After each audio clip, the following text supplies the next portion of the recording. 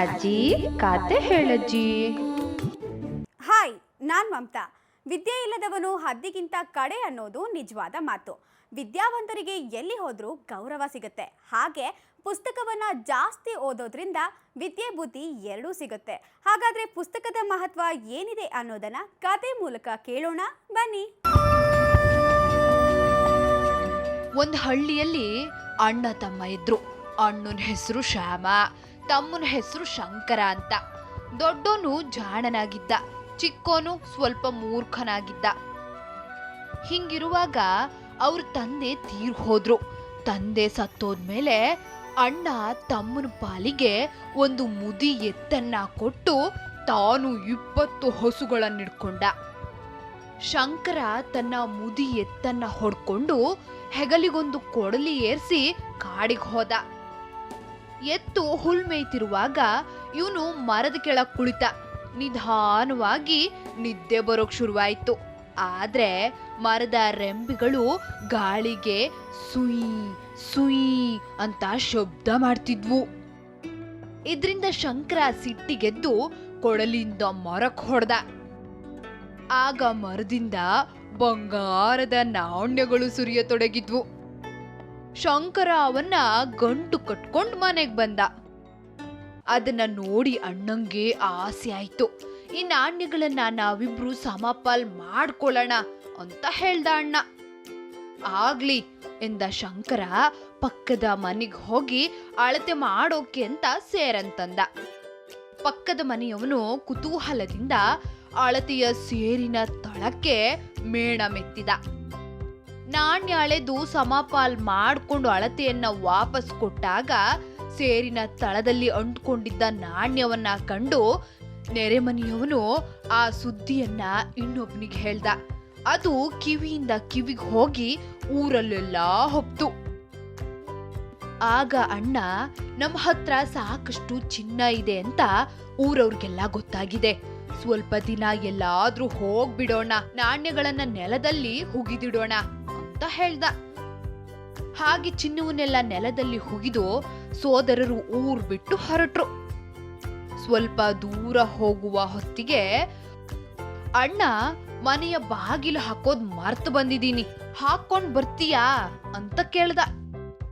ಹೇಳಿ ಕೇಳಿ ದಡ್ಡ ಈತ.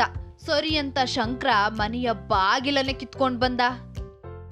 ಬಾಗಿಲಿದ್ರೆ ತಾನೇ ಯಾರಾದ್ರೂ ಕಿತ್ಕೊಂಡು ಹೋಗೋದು, ಅದಕ್ಕೆ ಬಾಗಿಲನ್ನೇ ತಂದು ಬಿಟ್ಟೆ ಅಂದ ಶಂಕರ.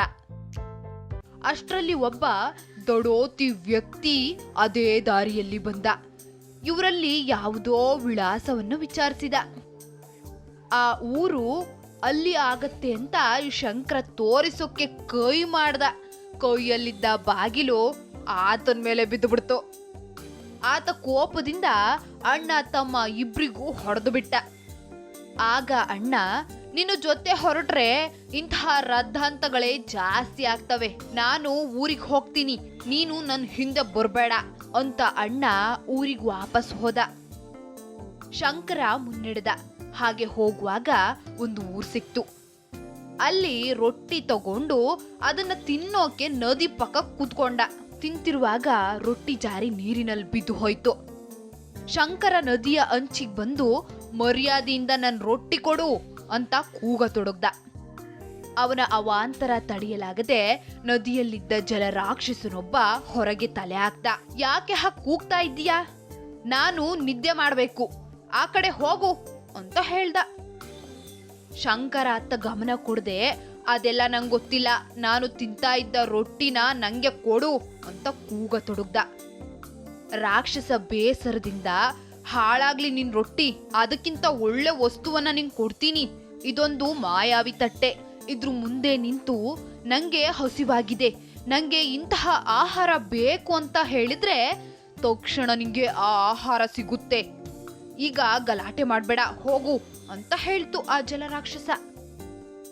ಶಂಕರ ತಟ್ಟೆಯನ್ನ ಕೈಯಲ್ಲಿ ಹಿಡ್ಕೊಂಡು ಹೊರಟ. ಆ ಊರಿನ ಪೇಟೆಯ ಬೀದಿಯ ಚೌಕದಲ್ಲಿ ಕುಳಿತು, ಯಾರಿಗೆಲ್ಲ ಹಸಿವಾಗಿದೆ, ಯಾರ್ಯಾರು ಊಟ ಮಾಡಬೇಕು ಅವರೆಲ್ಲ ಬನ್ನಿ, ಭರ್ಜರಿ ಊಟ ಹಾಕ್ತೀನಿ ಅಂತ ಹೇಳ್ದ. ಈತನ ಮಾತು ಕೇಳಿ ಊರಿನ ಜನ ಬರೋಕ್ ಶುರು ಮಾಡಿದ್ರು. ಎಲ್ರೂ ಬಂದ ಬಳಿಕ ಆ ತಟ್ಟೆಯಿಂದ ಸಾಕಷ್ಟು ಆಹಾರವನ್ನ ತರಿಸಿ ಎಲ್ರಿಗೂ ಸಾಕಾಗುವಷ್ಟು ಊಟ ಮಾಡಿಸ್ದ. ಜನರಿಗೆ ಅಂತಹ ತಟ್ಟೆಯನ್ನ ಕಂಡು ಆಶ್ಚರ್ಯವಾಗೋಯ್ತು. ಶಂಕರ ಮಲಗಿ ನಿದ್ದೆ ಮಾಡ್ತಿದ್ದಾಗ ಆ ತಟ್ಟೆಯನ್ನ ಅವರು ಕದ್ದು ಬಿಟ್ರು. ಮರುದಿನ ಶಂಕರ ಎದ್ದಾಗ ಪಕ್ಕದಲ್ಲಿ ತಟ್ಟೆಯೇ ಇರ್ಲಿಲ್ಲ. ಅವನು ಮತ್ತೆ ನದಿಯ ಬಳಿ ಹೋದ. ನನ್ನ ರೊಟ್ಟಿ ಕೊಡು, ನಂಗೆ ತುಂಬಾ ಹಸುವಾಗ್ತಾ ಇದೆ ಎಂದು ಬೊಬ್ಬೆ ಹೊಡೆಯೋಕ್ ಶುರು ಮಾಡ್ದ. ರಾಕ್ಷಸ ಅವನ್ ಕೂಗಿನಿಂದ ಬೇಸತ್ತು ಹೊರಗ್ ತಲೆ ಹಾಕಿ, ಮತ್ತೆ ತಿರುಗ್ ಬಂದ್ಯಾ, ನಾನು ಕೊಟ್ಟ ತಟ್ಟೆ ಏನಾಯ್ತು ಅಂತ ಕೇಳ್ತು. ಅದನ್ನು ಕದ್ದು ಬಿಟ್ರು ಅಂದ ಶಂಕರ. ಈ ಸಲ ಒಂದು ಚಕ್ರ ಕೊಡ್ತೀನಿ, ಇದನ್ನ ಬಲಕ್ಕೆ ತಿರುಗಿಸಿದ್ರೆ ಬಂಗಾರ ಸಿಗುತ್ತೆ, ಎಡಕ್ಕೆ ತಿರುಗಿಸಿದ್ರೆ ಬೆಳ್ಳಿ ಸಿಗುತ್ತೆ, ಇದನ್ನ ಜೋಪಾನವಾಗಿ ನೋಡ್ಕೋ ಅಂದ ರಾಕ್ಷಸ. ಚಕ್ರದ ದೆಸೆಯಿಂದ ಶ್ರೀಮಂತನಾದ ಶಂಕರ ಒಂದು ದೊಡ್ಡ ಮನೆಯನ್ನ ಖರೀದಿ ಮಾಡ್ದ. ಆದ್ರೆ ಆ ಪೆದ್ದನಿಗೆ ಅದನ್ನು ಸರಿಯಾಗಿ ಇಟ್ಕೊಳಕ್ ಬರ್ಲಿಲ್ಲ. ಒಂದ್ ರಾತ್ರಿ ಕಳ್ರು ಅದನ್ನು ಕದ್ದು ಬಿಟ್ರು. ಶಂಕರ ಬೆಳಗ್ಗೆದ್ದು ನದಿ ಬಳಿಗ್ ಬಂದ. ನನ್ನ ರೊಟ್ಟಿ ಕೊಡು ಎಂದು ಒಂದೇ ಸಮನೆ ಪೀಡಿಸತೊಡಗ್ದ. ಆಗ ಜಲರಾಕ್ಷಸನಿಗೆ ಈತ ದಡ್ಡ ಅಂತ ತಿಳಿತು. ಆದ್ರಿಂದ ಒಂದು ಪುಸ್ತಕ ಮತ್ತು ಒಂದು ಕೋಲನ್ನ ಕೊಟ್ಟು ಆ ಪುಸ್ತಕದ ಗ್ರಂಥವನ್ನ ಓದು, ಕೊನೆ ಪುಟದಲ್ಲಿ ಕೋಲನ್ನ ಹೇಗ್ ಬಳಸ್ಬೇಕು ಅನ್ನೋದು ಇರುತ್ತೆ ಅಂತ ಹೇಳ್ದ. ಶಂಕರ ಪುಸ್ತಕವನ್ನ ಓದ್ತಾ ಹೋದಂಗೆ ಅವನಿಗೆ ಬುದ್ಧಿ ಮೂಡೋದಕ್ ಶುರುವಾಯ್ತು. ಮೋಸ ಮಾಡೋರಿಗೆ ಬಾಸುಂಡೆ ಕಡುಬು ಅನ್ನೋದು ಕೊನೆಯಲ್ಲಿತ್ತು. ಅದನ್ನ ತಗೊಂಡು ಹೋಗಿ ಆತ ಪೇಟೆ ಮಧ್ಯೆ ನಿಂತು ಮೋಸ ಮಾಡೋರಿಗೆ ಬಾಸುಂಡೆ ಕಡುಬು ಅಂದ. ಆಗ ಆ ಕೋಲು ಎಲ್ಲರಿಗೂ ಬಾರಿಸತೊಡಗ್ತು. ಆಗ ಜನ ಓಡೋಕ್ ಶುರು ಮಾಡಿದ್ರು. ಹಾಗೆ ತಪ್ಪಾಯ್ತು ಅಂತ ಆತನ ತಟ್ಟೆ ಹಾಗೂ ಚಕ್ರವನ್ನ ವಾಪಸ್ ತಂದ್ಕೊಟ್ರು. ಕಳೆದು ಹೋದ ಸಂಪತ್ತೆಲ್ಲ ಅವನಿಗೆ ಸಿಕ್ಕಿಬಿಡ್ತು. ಜ್ಞಾನ ಬಂದಿರೋದ್ರಿಂದ ಯಾರು ಆತನಿಗೆ ಮೋಸ ಮಾಡೋದಕ್ ಸಾಧ್ಯ ಇರಲಿಲ್ಲ. ಪುಸ್ತಕ ಓದಿ ಜಾಣನಾದ ಶಂಕರ ತನ್ನೂರಿಗೆ ಹೋಗಿ ಸುಖವಾಗಿ ಬದುಕ್ತ. ನೀತಿ: ಸಮಾಜದಲ್ಲಿ ಬದುಕಬೇಕಾದ್ರೆ ನಮಗೆ ಜ್ಞಾನ ಬೇಕೇ ಬೇಕು. ಪುಸ್ತಕಗಳನ್ನ ಓದೋದ್ರಿಂದ ಆ ಜ್ಞಾನ ನಮಗೆ ಒಲಿಯುತ್ತೆ. ಅದು ಇಲ್ದಿದ್ರೆ ಯಾವ ಸವಲತ್ತು ಕೊಟ್ರೂ ಅದು ನಿಷ್ಪ್ರಯೋಜಕ ಅನ್ನಿಸ್ಕೊಳ್ಳುತ್ತೆ. ಆದ್ರಿಂದ ಮಕ್ಕಳೇ ಟಿವಿ ಮೊಬೈಲ್ ಬಳಕೆಯನ್ನ ಕಡಿಮೆ ಮಾಡಿ ಪುಸ್ತಕದ ಗೆಳೆತನ ಮಾಡಿ. ಕತೆನ ನೋಡಾಯ್ತು, ಈಗ ಸ್ವಲ್ಪ ಹಾರಾಡೋಣ.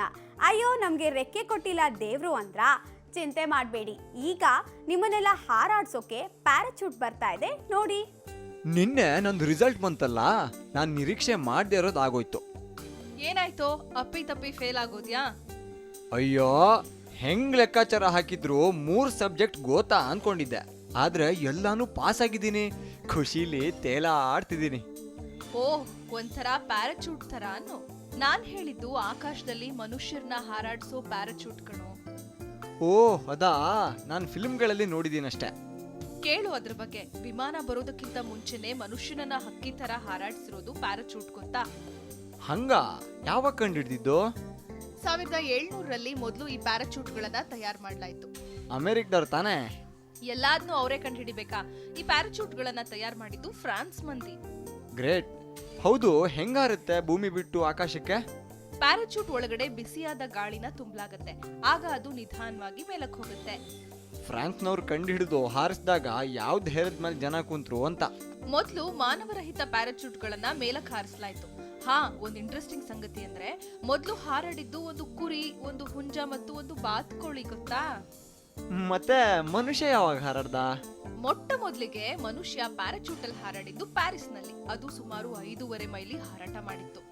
ಅಂತೂ ಇಂತೂ ಮನುಷ್ಯ ಹಕ್ಕಿ ತರ ಹಾರಾಡೋ ಕನಸು ನನಸಾಗಿತ್ತು ಅನ್ನು. ಹೌದು.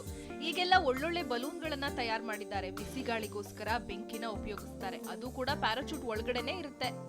ಸಾಮಾನ್ಯವಾಗಿ ಎಷ್ಟೊತ್ತು ಹಾರಾಟ ಮಾಡಬಹುದು ಹಾಗಾದ್ರೆ? 1 ರಿಂದ 2 ತಾಸುಗಳ ಕಾಲ ನಿರಂತರವಾಗಿ ಹಾರಾಟ ಮಾಡಬಹುದು. ಎಲ್ಲಿ ಬೇಕಾದ್ರೂ ಹಾರಬಹುದಲ್ವಾ? ಸಾಮಾನ್ಯವಾಗಿ ಬೀಚ್ಗಳಲ್ಲಿ ಹಾಗೂ ಮರುಭೂಮಿಲಿ ಹಾರಾಡ್ತಾರೆ.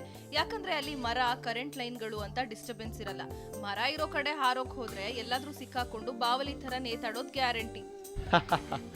ಈಗ ಬಸ್ಗೆ ಡ್ರೈವರು, ಶಿಪ್ಗೆ ಕ್ಯಾಪ್ಟನ್ನು, ವಿಮಾನ್ಗೆ ಪೈಲಟ್ ಇರೋ ಥರ ಪ್ಯಾರಾಚೂಟ್ಗೆ ಯಾರು ಇರ್ತಾರೆ? ಹಾ, ಪ್ಯಾರಾಚೂಟ್ ನ ನಡೆಸೋನ್ಗೆ ಬಲೂನಿಸ್ಟ್ ಅಂತ ಕರೀತಾರೆ. ಯಾರು ಬೇಕಾದ್ರೂ ಬಲೂನಿಸ್ಟ್ ಆಗ್ಬಹುದಾ? ಹಾಗೆಲ್ಲ ಆಗಲ್ಲಪ್ಪ, ಅದಕ್ಕೆ ತುಂಬಾ ಟೆಸ್ಟ್ ಗಳನ್ನ ಪಾಸ್ ಆಗ್ಬೇಕು. ಯಾವುದೆಲ್ಲ? ಬಲೂನಿಸ್ಟ್ ಆಗೋನ್ಗೆ ಮಿನಿಮಮ್ 16 ವರ್ಷ ಆಗಿರ್ಬೇಕು. ಆತನ ಆರೋಗ್ಯ ತುಂಬಾ ಚೆನ್ನಾಗಿರ್ಬೇಕು. ಮೇಲೆ ಹೋದಂಗೆಲ್ಲ ಆಕ್ಸಿಜನ್ ಕಮ್ಮಿ ಆಗ್ತಾ ಹೋಗುತ್ತೆ. ಅದರಿಂದ ಇಂಥದ್ದೆಲ್ಲ ಅತಿ ಮುಖ್ಯ. ಹೌದೌದು, ಬೇಕೇ ಬೇಕು. ಹಾಗೆ ಈವರೆಗೆ ಹಾರಾಡಿರೋ ಪ್ಯಾರಾಚೂಟ್ಗಳಲ್ಲಿ ಜಾಸ್ತಿ ಎತ್ತರ ಹೋಗಿರೋದು ಯಾವುದು? ಯಾವ ದೇಶದ್ದು ಅನ್ನೋದು ಕೇಳ್ಬೇಡ, ಆದ್ರೆ ವರ್ಲ್ಡ್ ರೆಕಾರ್ಡ್ ಇರೋದು 68.900 ಫೀಟ್ ಎತ್ತರ. ಅಬ್ಬಬ್ಬಾ, ಒಳ್ಳೆ ಬಿಸ್ನೆಸ್ ಆಗಿರ್ಬೇಕು ಹಾರಾಡ್ಸೋದಂದೆ. ಹೌದು, ಗೋವಾ ಪಣಂಬೂರ್ ಬೀಚ್ ಸೇರಿದಂತೆ ಸಾಮಾನ್ಯವಾಗಿ ಎಲ್ಲಾ ಸಮುದ್ರ ತೀರಗಳಲ್ಲೂ ಇದನ್ನ ಕಾಣಬಹುದು. ವರ್ಷದ ಎಲ್ಲಾ ಕಾಲದಲ್ಲಿ ಇದಿರಲ್ಲ. ಮಳೆಗಾಲದಲ್ಲಿ ಹಾರಾಟ ಮಾಡಿಸಲ್ಲ. ಆಫ್ ಸೀಸನ್ ಆಕಾಶ ಸವಾರಿಗೆ 1 ರಿಂದ 3 ಸಾವಿರ ರೂಪಾಯಿ ಟಿಕೆಟ್ ಇದ್ರೆ ಸೀಸನ್ಲಿ ಇನ್ನೂ ಜಾಸ್ತಿ. ಓಹೋಹೋಹೋ, ನಾನು ಕೂಡ ಒಂದು ಪ್ಯಾರಾಚೂಟ್ನ ಖರೀದಿ ಮಾಡಿ ಅದನ್ನೇ ದೊಡ್ಡ ಬಿಸ್ನೆಸ್ ಮಾಡ್ಬಿಡ್ತೀನಿ. ಬಾಳೆಹಣ್ಣು ತಿಂದಂಗಲ್ಲ ಕಣೋ ಇದು, ಅದಕ್ಕೂ ಕೂಡ ಲೈಸೆನ್ಸ್ ಬೇಕು. ಹಾಗೆ ಬಲೂನಿಸ್ಟ್ ಆಗೋಕೆ ಎಕ್ಸಾಮ್ ಕೂಡ ಇರುತ್ತೆ. ಪರೀಕ್ಷೆಯಲ್ಲಿ ಏನೆಲ್ಲ ಕೇಳ್ತಾರೆ? ಮೊದ್ಲು ಬರವಣಿಗೆಯಲ್ಲಿ ಟೆಸ್ಟ್ ಮಾಡ್ತಾರೆ, ನಂತರ ಓರಲ್ ಎಕ್ಸಾಮ್ ಇರುತ್ತೆ. ಫಿಸಿಕಲಿ ಫಿಟ್ ಆಗಿರ್ಬೇಕು. ಆಗದೆ ಇರೋ ಮಾತು ಅದೆಲ್ಲ. ಅಪ್ಪ ಕೊಟ್ಟಿರೋ ಗದ್ದೆಯಲ್ಲಿ ಉಳುಮೆ ಮಾಡೋದು ಬೆಸ್ಟು. ನಿಜ, ಕೋಟಿ ವಿದ್ಯೆಗಿಂತ ಮೇಟಿ ವಿದ್ಯೆನೇ ಮೇಲು. ಸರಿ, ಹೊರಡು, ನಾನು ಹೊರಡ್ತೀನಿ. ಟಾಟಾ. ಪುಸ್ತಕ ಒಳ್ಳೆ ಗೆಳೆಯ, ಯಾವಾಗಲೂ ಅವನ ನಂಟು ಇಟ್ಕೊಳ್ಳಿ. ಲೈಫ್ನಲ್ಲಿ ಒಮ್ಮೆಯಾದರೂ ಪ್ಯಾರಾಶೂಟ್ ಪಯಣ ಮಾಡ್ಕೊಳ್ಳಿ. ಮುಂದಿನ ಸಂಚಿಕೆಯಲ್ಲಿ ಕತೆ ಮತ್ತು ಮಾಹಿತಿ ಚಿತ್ರಕ್ಕೆ ಕಾಯ್ತಾ ಕೂತ್ಕೊಳ್ಳಿ. ಅಲ್ಲಿವರೆಗೂ ನೋಡ್ತಾ ಇರಿ ಸರಳ ಜೀವನ. ಇದು ಮನುಕುಲದ ಒಳಿತಿಗಾಗಿ.